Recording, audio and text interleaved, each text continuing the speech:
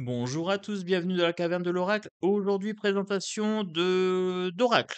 Spirits and Shadow, hein, donc les esprits et les ombres, en gros. Oracle deck, il y a un petit code barre, hop, QR code dedans, je l'ai reçu dans une petite boîte. Ouais, ça fait le taf. Je vais lui trouver une petite pochette. Il est sympa, j'ai pas de livret avec. Il est en anglais. Alors je vais en intuitif. D'accord les amis? Je vais en intuitif. Il n'y a pas d'ordre précis. Je vous présente le jeu. Présentation rapide pour ce dimanche. Je vais hop, bouger un petit peu le micro pour que vous entendiez et en même temps que vous voyez. Ici, vous avez l'hiver. Donc pour moi, cette carte représente vraiment une période, de destruction, quelque chose qui est stérile. Il y a de la chaleur, mais en même temps, il y a du froid, hein, donc il y a un petit peu des opposés. Pour moi, il y a vraiment une sorte de stérilité ici sur cette carte-là. Vous avez la carte de l'automne, donc comme vous avez remarqué, vous avez différentes saisons, donc ce jeu permet de dater. L'automne, grosse teinte orange, on est sur la période où on perd les choses, hein. Il faut se démunir de certaines choses pour pouvoir faire de la place pour autre chose. Le soleil avec le cœur. Alors, je présenterai pas toutes les cartes, mais je vous dirai en gros, hein, vite fait. Donc là, on me parle de chaleur émotionnelle aussi, hein. Donc c'est plutôt sympa. C'est un jeu assez sombre, j'avoue. C'est un jeu assez sombre. Ça permet de travailler, de faire du shadow work. Le secret, les choses enfouies. C'est très très sympa. Regardez, les couleurs sont vraiment topissimes. Alors, il y a peut-être des jeux, qui sont vendus avec, fascicule, je ne sais pas. Je l'ai eu pas cher celui-ci. Hop. Alors ici, on a une sorte de porte sur la nature, une sorte de porte sur l'ancrage aussi, hein. Prendre de la hauteur, une porte tout en hauteur comme ça. Vous voyez, la porte est plus grande que les arbres. Alors, très, très sympa. La lune, les mystères, les secrets, la nuit. Ça peut être aussi Hécate, voilà, la déesse de la nuit, hein, de la nuit, n'importe quoi, de la lune, des phases lunaires. Donc tout simplement, triple phase lunaire. Donc c'est pour ça que ça me fait penser toujours à Hécate. Vous avez la lune en haut, ici, hop, vous voyez avec le reflet, voilà. Le magicien, alors ça fait penser à la carte du tarot, avoir toutes les cartes en main, hein. Donc quelqu'un qui peut créer dans la matière à partir de ses envies, de ses émotions. The Maestro. Ah, il est beau ce petit chat. Regardez avec les trois lunes ici. Ah là là, j'ai plein de rappels à Hécate, hein. J'adore, j'adore. Il est très très beau ce jeu.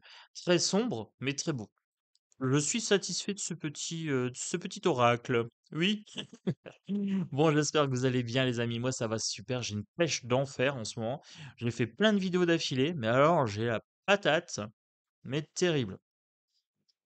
Alors, ici, The Necropolis.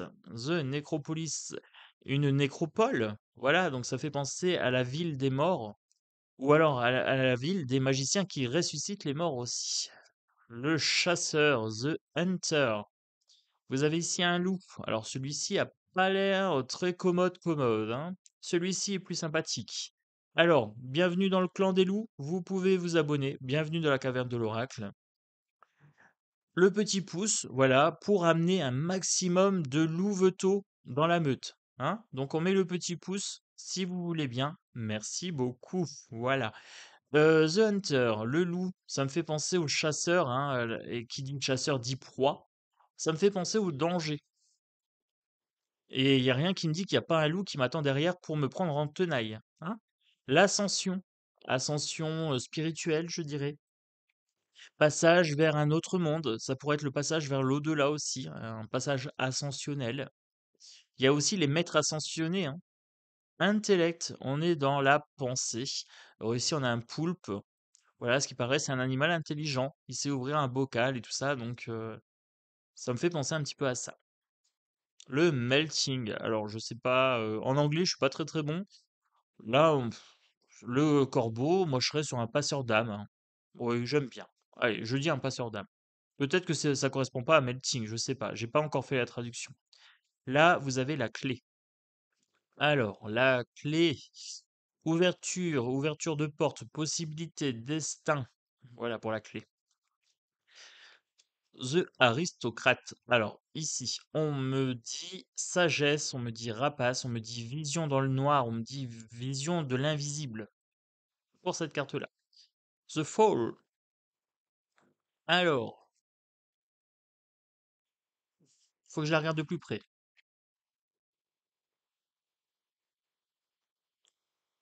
Sur cette carte-là, on me parle de précarité, on me parle de sommet, mais aussi de la possibilité de chuter, hein, de tomber de haut. Là, on parle de trancher dans le vif. Mm, ouais, le fait de trancher, de d'oser couper, de couper court à certaines choses.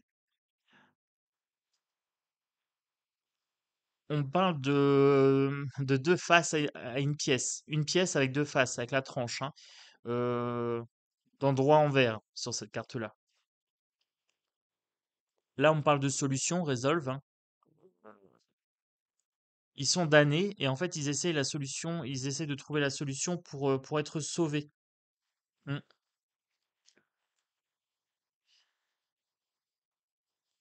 Là, cette lune rouge, elle est très très belle, j'aime beaucoup. Ça me parle d'un moment spécifique de l'année, hein, quelque chose de magique, d'occulte. J'aime beaucoup celle-ci. La carte de la mort. Alors là, du coup, pour moi, ça me fait penser à Thanatos, dieu de la mort, voilà, Thanatos. L'adversité. Alors ça me fait penser un petit peu à un crâne indien, comme ça, avec un petit peu la coupe, hein, ici, Urukai. L'adversité ici, pour cette carte-là. L'été, ce summer, bah là, ça me donne une saison. Méditation, le fait de s'isoler, le fait de se couper de tout, et du coup de gagner en protection. On parle d'élévation aussi, avec cette tour qui est tout en longueur, hein, comme ça, tout en hauteur. Là, on parle de cœur attaché, hein. Euh, Herz, Alch. Là, il y a quelque chose qui me parle de cœur attaché, d'emprise émotionnelle, hein, de cœur en dissonance. On ne sait pas trop si on doit aller d'un côté ou de l'autre, hein. Il y a du blanc et il y a du noir. La carte de la force avec ce magnifique cerf, très très beau, très joli. J'aime beaucoup.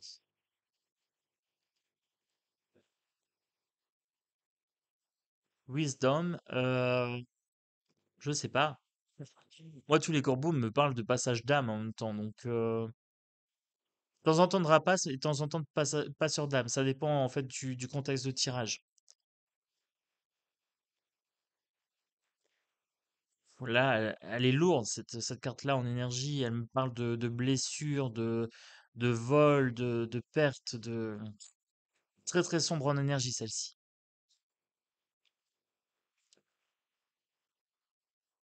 Celle-ci me parle d'intuition. Alors, si je devais en choisir une en passeur d'âme, ça serait celle-ci. Parce que là, on a la lune comme ça inversée et j'aime beaucoup celle-ci. J'adore travailler avec les corbeaux, hein. Alors là, les corbeaux et les chats, si vous aimez bien, vous êtes servis. Par contre, c'est vrai qu'il est un peu flippant. Là, on me parle d'être observé, hein. On me parle de dissimulation sur cette carte-là.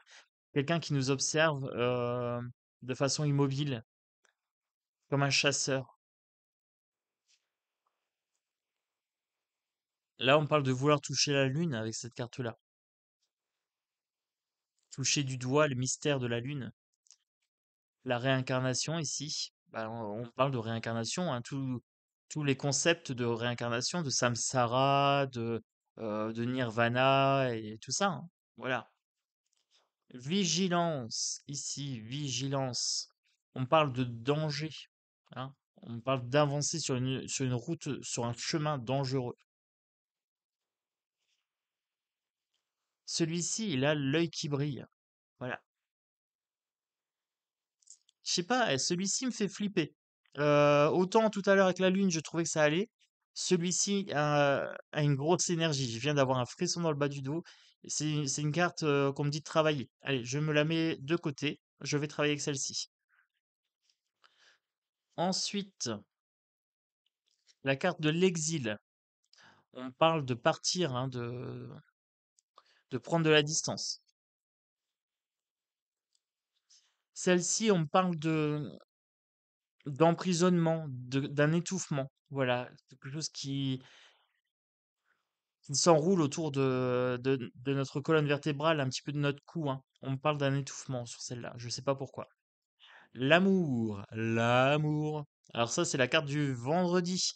Mais je vous fais pas un tirage le vendredi avec ça, hein.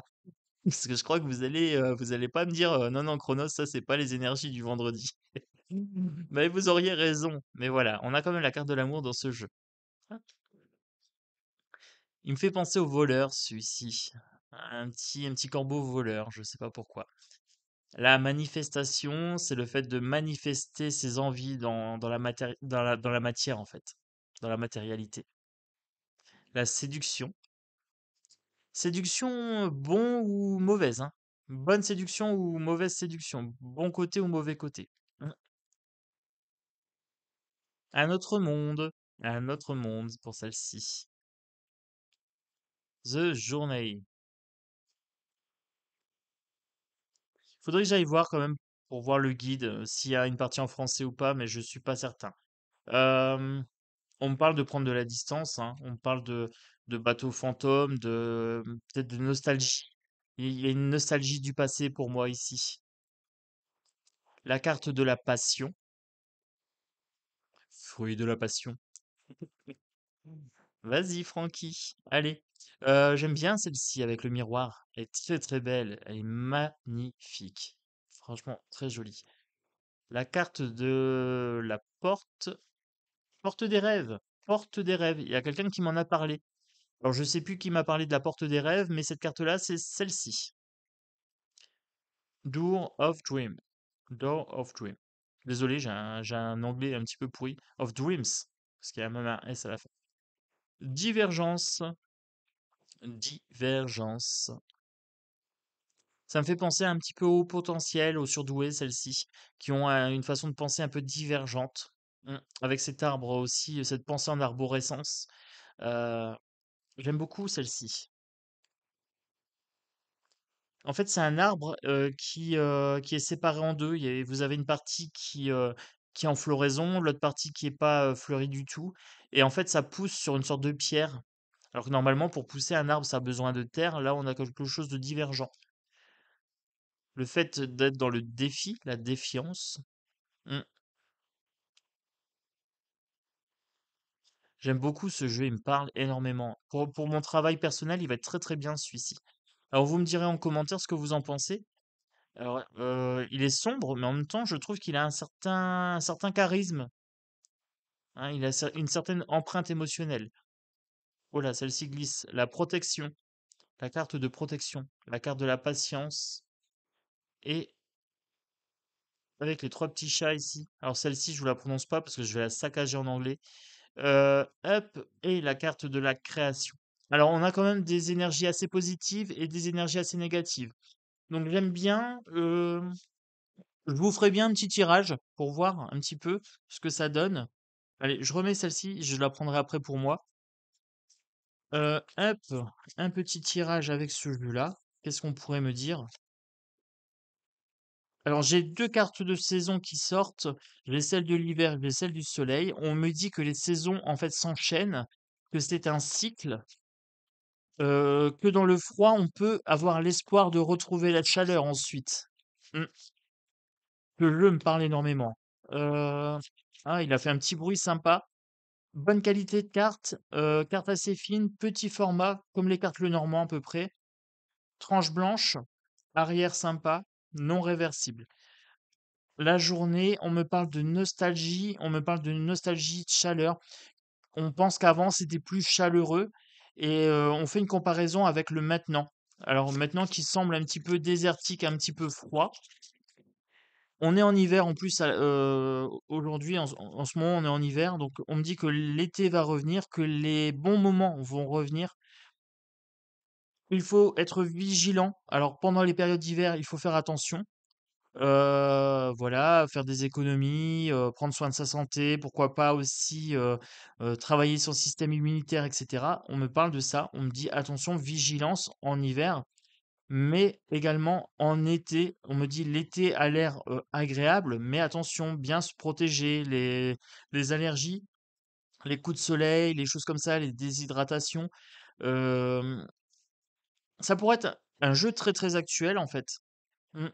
Ça dépend comment on l'interprète et au niveau, spirituel, on me dirait: «Attention de ne pas être éclairé par les faux gourous». Il y a une certaine froideur derrière certains faux gourous. Vigilance, voilà, prenez de la distance. Voilà, si je le prenais au niveau spirituel, la signification des cartes, je le prendrais comme ça. La porte des rêves, la porte des rêves. Ah! On me dit d'écouter mon intuition, on me dit de demander des messages pendant mes rêves, pendant mon sommeil. C'est un jeu qui peut être pas mal, un petit tirage avant de dormir aussi. Ça peut être bien sympa ça. Donc je vais aller voir bientôt le petit guide et je vais faire la traduction des mots. En fait, ça pourrait être sympa aussi pour me faire un petit tableau Excel avec la signification des mots et les intuitions que j'ai dessus. Ça peut être cool. Alors, à chaque fois que vous avez un jeu, je vous invite à faire un travail personnel sur votre jeu. Voilà. Vous attendez pas toujours à ce que ce soit quelqu'un qui le fasse pour vous. C'est bien aussi de le faire pour soi, parce que ça permet de bien les mémoriser et vraiment de s'approprier son jeu. Alors, c'était Spirits of Shadows, voilà, Oracle. Donc, jeu bien sympa en énergie. Je le conseille pour le Shadow Work. Pour le travail spirituel principalement, pour le divinatoire, traditionnel, quotidien, un petit peu moins. Voilà. Après, ce n'est que mon avis. Moi, je vous fais des gros bisous. N'hésitez pas à mettre le pouce, parce que plus vous mettez des pouces et mieux je suis référencé, plus vous êtes nombreux à arriver sur la chaîne. Voilà. Donc, c'est comme ça que l'algorithme fonctionne. Donc, n'hésitez pas à me donner un petit coup de main en mettant un petit coup de pouce. Et abonnez-vous pour les gens qui me découvrent. Vous êtes bienvenus dans la caverne de l'oracle. Voilà, welcome. Et pour les gens qui me suivent depuis un moment, un grand merci de votre fidélité. Je vous dis à très bientôt pour un tirage ou une présentation d'oracle. Ciao, ciao.